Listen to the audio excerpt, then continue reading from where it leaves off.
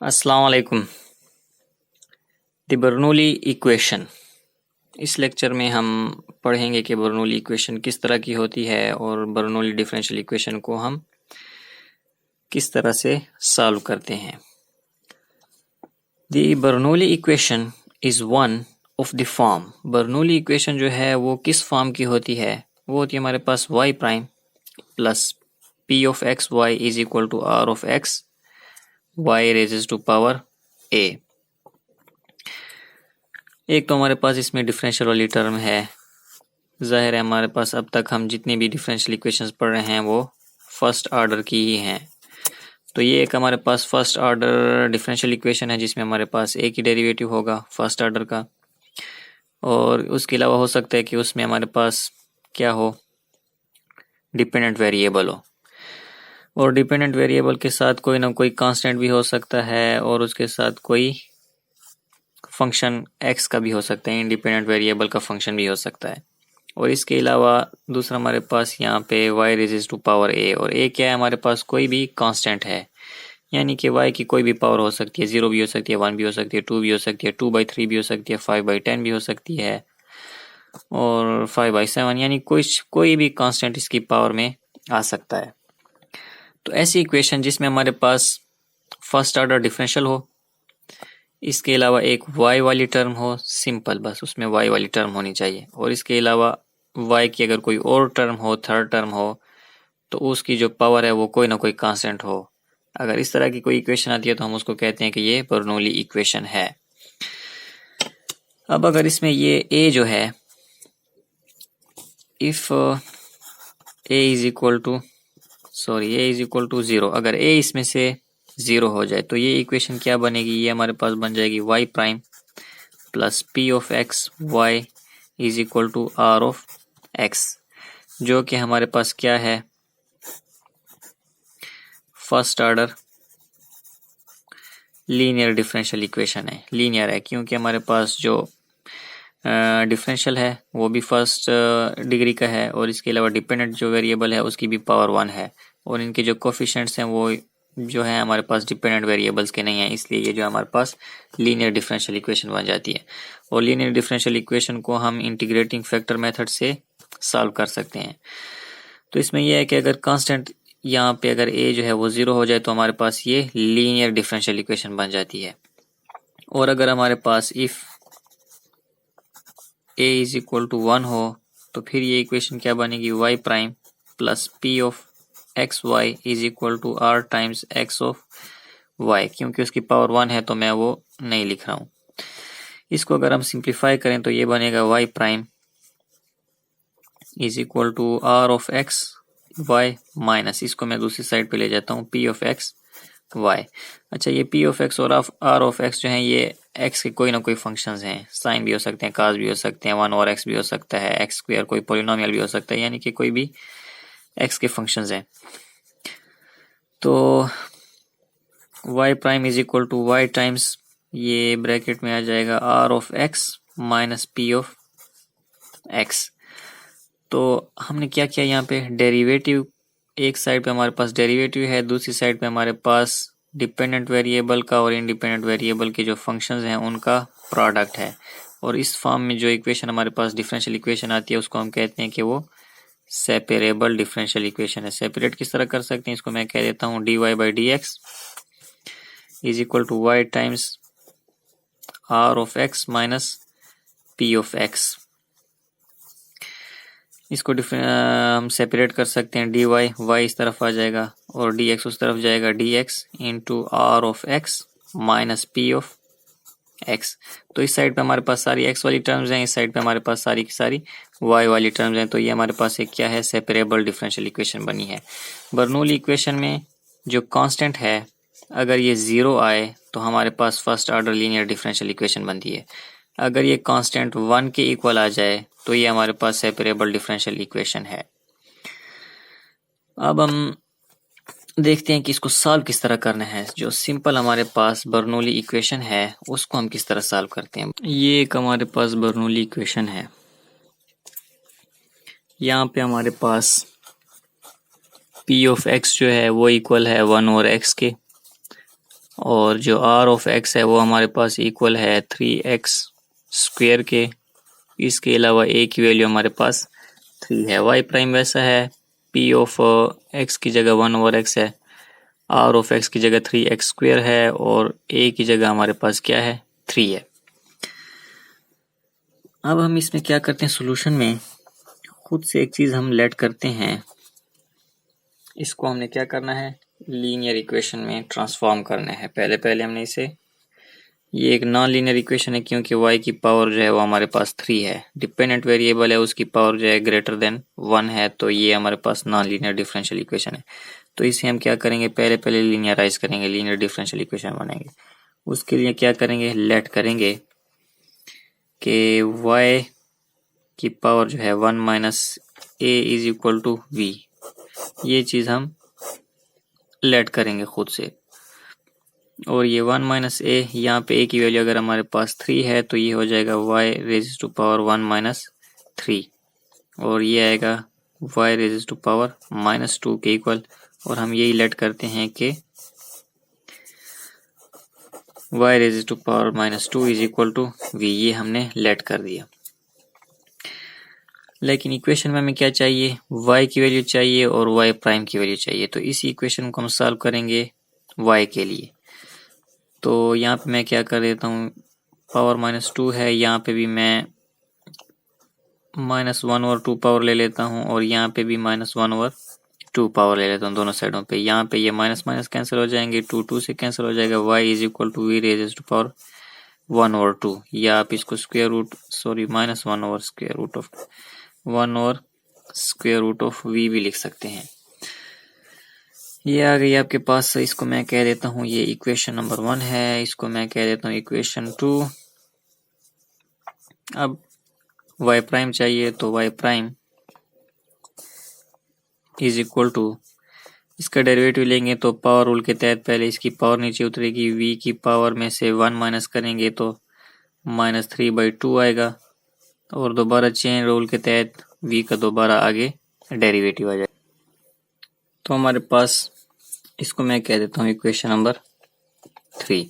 y की value भी आ गई है, y प्राइम की वैल्यू भी आ गई है। यही वैल्यूज हम ओरिजिनल डिफरेंशियल इक्वेशन में सब्स्टिट्यूट करते हैं तो इक्वेशन 1 बिकम्स y प्राइम की जगह ये वाली value -1/2 v raise to power -3/2 into v prime. उसके बाद है प्लस 1/x वैसे आ जाएगा और y की जगह हम ये वाली वैल्यू पुट करेंगे, v रेज़ टू पावर -1/2, बस यही है, इज इक्वल टू 3x² और फिर यहाँ पे y³ है तो y की जगह हम ये वाली वैल्यू पुट करेंगे। ये वाली वैल्यू क्या है, v रेज़ टू पावर -1/2 की पावर, वहाँ पे उसकी पावर 3 है तो यहाँ पे v this raise to power 3।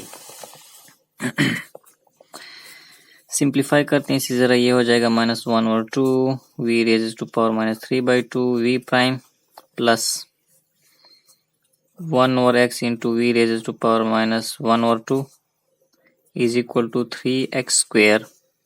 v raise to power, ये 3 जो है होल पावर है अंदर आके ये मल्टीप्लाई हो जाएगी, -3/2 हो जाएगा। ये इक्वेशन अभी तक भी लीनियर इक्वेशन नहीं बनी है, सिर्फ इसमें ये फ़र्क आया है कि पहले ये in terms of y and x थी, x और y उसमें वेरिएबल्स थे, अब यहाँ पे ये जो हमारे पास v और x आ गए हैं।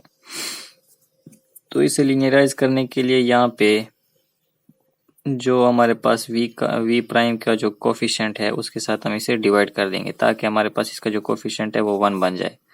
तो इसे मैं डिवाइड कर देता हूँ 1 और 2 v रेज़ टू पावर -3/2 से। अगर इसको मैंने इसे डिवाइड किया है तो इस टर्म को भी मुझे -1 और 2 v रेज़ टू पावर -3/2 से डिवाइड करना पड़ेगा और इसको भी -1 और 2 v रेज़ टू पावर -3/2 से डिवाइड ही करना पड़ेगा। ये तो जाहिर है आपस में कैंसिल हो जाएंगे और यहाँ पे v प्राइम आएगा प्लस यहाँ पे क्या होगा 1 और x होल डिवाइडेड बाय -1 और 2 और ये पावर ये ऊपर जब जाएगा, बेसिस दोनों की सेम है, -1 और 2, तो ये जब ऊपर जाएगा तो ये प्लस हो जाएगा 3/2। This is equal to 3x² divided by -1 और 2 और ये आपस में दोनों कैंसिल हो जाएंगे। अब ये क्या बन गया, वी प्राइम प्लस ये बिल्कुल ऊपर ऊपर चला जाएगा 2 minus 2 divided by x, v raises to power, ये आपस में नीचे हमारे पास एलसीएम लेंगे तो 2 आएगा, माइनस 1 प्लस 3 हो जाएगा इज इक्वल टू, ये भी ऊपर जाएगा तो माइनस 6 एक्स स्क्वायर बन जाएगा।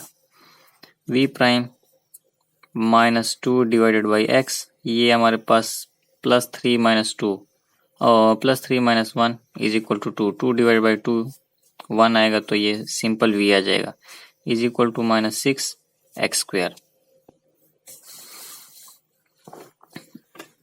ठीक, अब ये हमारे पास एक बन गई है लीनियर डिफरेंशियल इक्वेशन। v की पावर डेरिवेटिव की पावर भी 1 है और डिपेंडेंट वेरिएबल की पावर 1 है और उनके कोफिशिएंट्स जो हैं वो भी हमारे पास इंडिपेंडेंट वेरिएबल के फंक्शंस हैं या कांस्टेंट्स हैं। तो जब लीनियर इक्वेशन बन गई है, इसे सॉल्व करने के लिए हम क्या करते हैं, इंटीग्रेटिंग फैक्टर मेथड यूज करते हैं। यूजिंग इंटीग्रेटिंग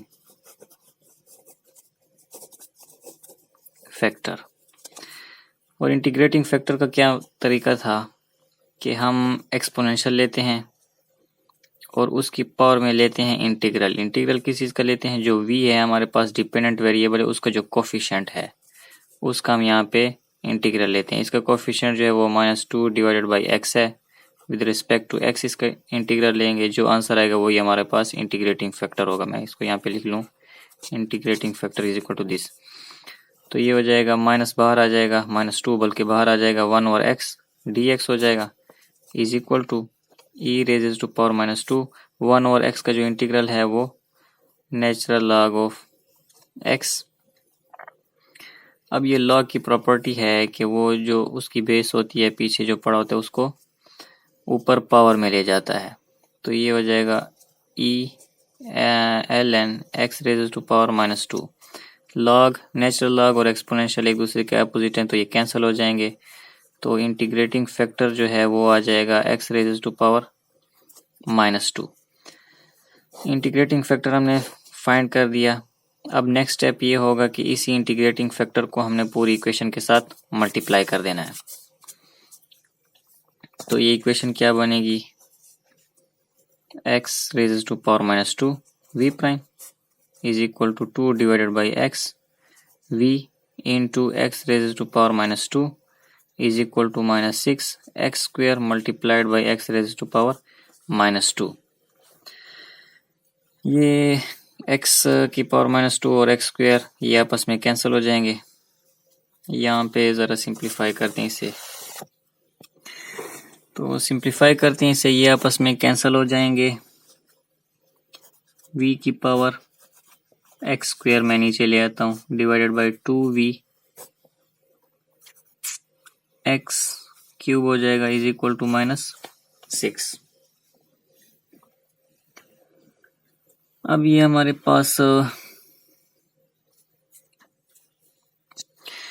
इसको सिंप्लीफाई करते हैं तो x स्क्वायर और x की पावर -2 आपस में कैंसिल हो जाएंगे। ये आ जाएगा x की power -2 v prime -2 divided by x v x raises to power -2 is equal to -6। तो इंटीग्रेटिंग फैक्टर में हमारे पास जो लेफ्ट हैंड साइड के ऊपर दो वेरिएबल्स होते हैं या दो जो फंक्शंस होते हैं उन पे प्रोडक्ट रूल अप्लाई होता है। प्रोडक्ट रूल के तहत हम x रेजेस टू पावर -2 और v का क्या करते हैं, डेरिवेटिव लेके इज इक्वल टू -6 कर लेते हैं। ये किस तरह बना है ये यहाँ पे मैं ज़रा एक्सप्लेन कर दूं कि इसका अगर हम डेरिवेटिव लेते हैं तो प्रोडक्ट रूल में क्या होता है कि पहले फंक्शन को छोड़ दें और दूसरे का डेरिवेटिव लें। v है तो v का डेरिवेटिव v प्राइम आएगा, फिर हम क्या लगाते हैं, प्लस लगाते हैं। प्लस के बाद अब हम दूसरे को छोड़ देते हैं और पहले का डेरिवेटिव लेते हैं। पहले का डेरिवेटिव हमारे पास क्या होगा, पावर को नीचे उतारें और x में से क्या करें, एक माइनस कर दें। तो ये क्या हो जाएगा, x raise to power -2 v prime -2 v x raise to power -3। तो ये हमारे पास वही चीज़ है। इस x को अगर मैं ऊपर ले जाऊं, इसकी पावर 1 है, ऊपर जाएगा तो इसकी पावर -1 हो जाएगी और इसके साथ जब -1 ऐड होगा तो ये -3 होगा। तो ये यही चीज़ है, ये इक्वल आ रहा है हमारे पास इसके, क्योंकि इसका डेरिवेटिव हम लेते हैं तो इससे ये चीज़ आ रही है, तो मैंने उसको क्लोज करके प्रोडक्ट की फॉर्म में लिख दिया है ताकि हमें कैलकुलेशन में आसानी हो। तो अब इसको ख़त्म करने के लिए क्या करेंगे, यहाँ पे भी सिंपली इंटीग्रल लेंगे, यहाँ पे भी इंटीग्रल लेंगे विद रिस्पेक्ट टू एक्स। तो ये डेरिवेटिव और ये इंटीग्रल आपस में कैंसिल हो जाएंगे। X -2 v is equal to -6 x plus C. तो अब इसे हम सॉल्व करते हैं v के लिए।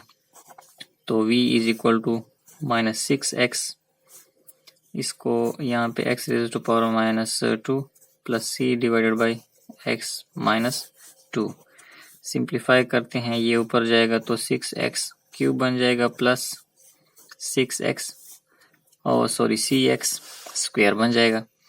अब ये सोल्यूशन हमारे पास आया है इन टर्म्स ऑफ v, लेकिन हमारा जो ओरिजिनल फंक्शन था वो इन टर्म्स ऑफ y था और हमने लेट किया हुआ था y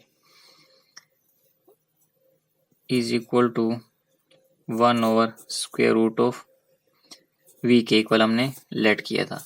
यही वैल्यूज अब मैं इसको रिवर्स करता हूँ। v की वैल्यू हमने क्या लेट की हुई थी, वो थी हमारे पास y की power -2 is equal to v। यही वैल्यू हम दोबारा इसमें सब्स्टिट्यूट करते हैं, तो ये बन जाएगा y की power -2 is equal to -6x cube plus cx square. तो ये बनेगा 1 over y square is equal to -6x cube plus cx square. Reciprocal लेते हैं, ये y स्क्वायर ऊपर चला जाएगा और ये सारे नीचे आ जाएंगे। मैं -6x cube plus cx square. अब इसका स्क्वायर रूट ले लेते हैं, इस साइड का भी स्क्वायर रूट ले लेते हैं, ये हो जाएगा y इज इक्वल टू 1 का स्क्वायर रूट ज़ाहिर है 1 आता है तो उसको वैसे बाहर लिख लें, और नीचे जो स्क्वायर रूट है उसमें मैं पॉजिटिव वैल्यू पहले लिख रहा हूँ -6x क्यूब। तो ये इसका आ गया है सॉल्यूशन बर्नौली डिफरेंशियल इक्वेशन का।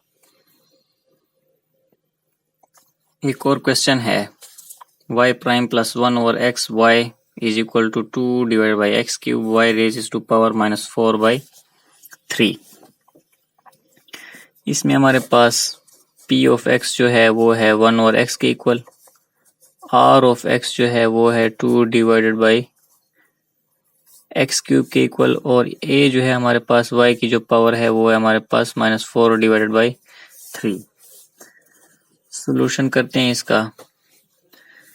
तो पहली चीज हम क्या करते हैं, इसमें लेट करते हैं कि y की पावर जो है 1 में से अगर हम सब्ट्रैक्ट करें 1 minus 4 divided by 3 is equal to v, इसको हम लेट करते हैं कि ये v के इक्वल है। सिंप्लीफाई करते हैं इसे ज़रा, तो ये हो जाएगा y 1 plus 4 divided by 3 is equal to v। This implies that LCM लेंगे इसका, तो ये हो जाएगा 3 plus 4 divided by 3 is equal to v। That implies v is equal to y 7 divided by 3। ये आ गई है v की वैल्यू, लेकिन हमें वैल्यू चाहिए किस चीज़ की, y की वैल्यू चाहिए। तो दोनों साइडों पे हम क्या करते हैं, v रेज़ टू पावर 3/7, यहाँ पे भी हम y की पावर 7/3 है तो ये 3/7 लेंगे, तो 3 से कैंसिल, 7 से cancel. This implies that y is equal to v raise to power 3 divided by 7। दूसरी चीज़ हमारे पास ये आ गई। अब हमने y प्राइम भी लेना है, y प्राइम लेंगे तो इसका डेरिवेटिव लेंगे पावर रूल के तहत, पावर इसकी नीचे आ जाएगी और इसमें से जब हम एक सब्ट्रैक्ट करेंगे तो ये हो जाएगा 3 डिवाइडेड बाई 7 माइनस 1, और आगे दोबारा v का डेरिवेटिव। सिंप्लीफाई करके हमारे पास जो आंसर आता है वो है 7 यहाँ पे जाएगा तो -4 डिवाइडेड बाई 7v प्राइम। अब ये जो दो वैल्यूज हैं इनको हम सब्स्टिट्यूट करते हैं गिवन डिफरेंशियल इक्वेशन में। तो गिवन डिफरेंशियल इक्वेशन हमारे पास क्या बनती है, वो बनती है y प्राइम की जगह ये वैल्यू आ जाएगी 3 divided by 7 v raise to power -4 divided by 7 v prime, फिर उसके बाद है प्लस 1 ओवर x, और y की जगह ये वैल्यू आ जाएगी v raise to power 3 divided by 7 is equal to 2 divided by x cube, और y की वैल्यू जो है वो हमें क्या पुट करनी है, v रेज़ टू पावर 3/7, और इसकी जो होल पावर है वो क्या है 4 डिवाइडेड बाई 3, वो भी हम यहाँ पे ले लेते हैं। अब इसे सिंप्लीफाई करते हैं ज़रा। 3 डिवाइडेड बाई 7 ये सारे मैं वैसे ही लिख रहा हूँ, plus 1 over x v raise to power 3 divide by 7 is equal to 2 divided by x cube. यहाँ पे जो है पावर जो है वो मल्टीप्लाई हो जाएंगी। 4 जो है 3 से मल्टीप्लाई होगा, बल्कि ये जो डिनोमिनेटर है ये नोमिनेटर से कैंसिल हो जाएगा और यहाँ पे आ जाएगा -4 डिवाइडेड बाई 7। नेक्स्ट स्टेप हम क्या करते हैं कि इसका जो कोफिशिएंट है उससे पूरी इक्वेशन को डिवाइड कर देते हैं। यहाँ पे भी हम डिवाइड करेंगे किसी से 3 divided by 7 v raise to power -4 divided by 7 और यहाँ पे भी हम क्या करेंगे 3 divided by 7 v raise to power -4 divided by 7 और यहाँ पे भी 3 by 7 v raise to power -4 by 7। ये आपस में कैंसिल होंगे। यहाँ पे v प्राइम आ जाएगा प्लस 1 और x है, डिवाइड हो रहा है किसी पे 3 डिवाइडेड बाई 7 पे और बेसिस दोनों सेम हैं। 3 बाई 7 है, ये माइनस है, ऊपर जाएगा तो प्लस हो जाएगा 4 divided by 7 is equal to 2 divided by x cube whole divided by 3 by 7 और ये दोनों सेम है तो ये आपस में कैंसिल होके 1 बन जाएगा। v प्राइम प्लस ये 7 जो है बिल्कुल ऊपर ऊपर चला जाएगा, बीच वाले आपस में मल्टीप्लाई होंगे तो ये हो जाएगा 7 डिवाइडेड बाई 3x और v की पावर क्या हो जाएगी, डिनोमिनेटर में हमारे पास 7 है, दोनों सेम है तो 3 प्लस 4 जो है वो भी 7 है, 7 डिवाइडेड बाई 7 1 आएगा। यहाँ पे मैं अलग से कर लेता हूँ 3 divided by 7 plus 4 divided by 7, नीचे 7 3 plus 4 is equal to 7 divided by 7 जो कि 1 के इक्वल आता है तो इसकी पावर v की पावर 1 है, वो हम नहीं लिखते। इज इक्वल टू ये 7 बिल्कुल ऊपर ऊपर चला जाएगा तो ये 14 बन जाएगा। नीचे हमारे पास क्या बनेगा 3x क्यूब। तो ये हमारे पास फिर से एक लीनियर डिफरेंशियल इक्वेशन बन गई है और फिर हम यहाँ पे क्या करेंगे इंटीग्रेटिंग फैक्टर मालूम करेंगे। इंटीग्रेटिंग फैक्टर हमारे पास क्या होता है e raise to power 7 divided by 3x dx is equal to इसमें से जो कांस्टेंट्स हैं वो हम बाहर ले लेते हैं और इंटीग्रल ले लेंगे 1 ओवर x dx का। तो ये आएगा e raise to power 3 by 7 ln x और ला की दोबारा वही प्रॉपर्टी कि ये पावर जो है ये इसकी पावर बन जाएगी। This is equal to e raise to power ln x raise to power 7 by 3। ln और e आपस में कैंसिल हो जाएंगे तो इंटीग्रेटिंग फैक्टर जो है वो हमारे पास आएगा 7 डिवाइडेड बाई 3। अभी इसी इंटीग्रेटिंग फैक्टर को हम इसी डिफरेंशियल इक्वेशन से मल्टीप्लाई कर देते हैं तो ये इम्प्लाई करेगा x raise to power 7 by 3 v prime plus 7 divided by 3x into x raise to power 3 by 7 by 3 v is equal to 14 divided by 3x cube. तो लेफ्ट हैंड साइड पे हमारे पास क्या बनेगा, इन दोनों का प्रोडक्ट रूल बनेगा, वो है हमारे पास 7 बाई 3 v और इसका derivative which is equal to 14 divided by 3x cube. दोनों साइडों पे यहाँ पे भी इंटीग्रल ले लें, यहाँ पे भी इंटीग्रल लें तो ये हमारे पास इंटीग्रल और डेरिवेटिव आपस में कैंसिल हो जाएंगे। x raise to power 7 by 3 v is equal to इसका जब हम इंटीग्रल लेंगे कॉन्स्टेंट्स पे तो जाहिर है कोई फर्क नहीं पड़ेगा। यहाँ पे हम क्या करते हैं पावर रूल अप्लाई करेंगे, sorry with respect to dx होगा। तो पावर रूल में हम क्या करते हैं एक ऐड करते हैं और न्यू पावर से उसे डिवाइड कर देते हैं। जब इंटीग्रल साइन सारे खत्म हो गए तो एक कांस्टेंट भी हम लगा देते हैं। अब सिंपली इसको हमने क्या करना है सिंप्लीफाई करना है तो ये बन जाएगा x raise to power 7 by 3 v is equal to ये हो जाएगा 2 ये हो जाएगा 7 तो ये 7x raise to power 4 divided by 6 plus c। इसको मज़ीद सिंप्लीफाई करेंगे तो ये हो जाएगा v is equal to 7 x raise to power 4 divided by 6। ये इस तरफ आएगा तो डिवाइड हो जाएगा 7 divided by 3 plus c divided by x raise to power 7 by 3। This implies that,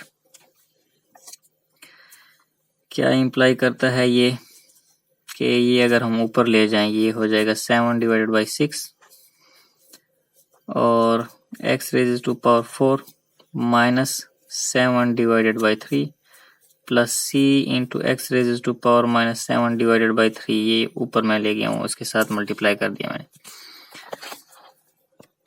इसे सिंप्लीफाई करते हैं तो v is equal to 7 divided by 6, x raises to power 3 7, 7 minus 7, sorry 3 4 are 12, 12 minus 7 divided by 3 plus c x raised to power 7 by 3. v is equal to 7 divided by 6 x raised to power 5 divided by 3 plus c x raised to power 7 divided by 3. अब ये जो solution है हमारे पास v की form में है, लेकिन हमें y की फॉर्म में चाहिए। हमने लेट किया था, क्या लेट किया था कि y जो है v is equal to y raise to power 7 divided by 3, ये लेट किया था हमने। तो ये वैल्यूज हम दोबारा यहाँ पे सब्स्टिट्यूट करते हैं। v हमारे पास क्या बन जाएगा, y raise to power 7 divided by 3 is equal to 7 divided by 6 x raise to power 5 by 3 plus c x 7 by 3। यहीं तक भी ये आपका सोल्यूशन है, लेकिन अगर आप इसको मजीद सिंप्लीफाई करना चाहें तो हम क्या करते हैं, बोथ साइड्स को 7 डिवाइड बाई 3 है, इसकी पावर 3 बाई 7 ले लें, इज इक्वल टू यहाँ पे भी हम 7 divide by 6 x raise to 5 by 3 plus c x minus 7 divide by 3 whole raise to power 3 by 7, ये आपस में कैंसिल हो जाएंगे तो y is equal to 7 divided by 6 x raise to power 5 by 3 plus c x minus 7 divided by 3 whole raise to power 3 by 7। तो ये इसका solution आ गया। उम्मीद है आप लोगों को समझ आ गई होगी।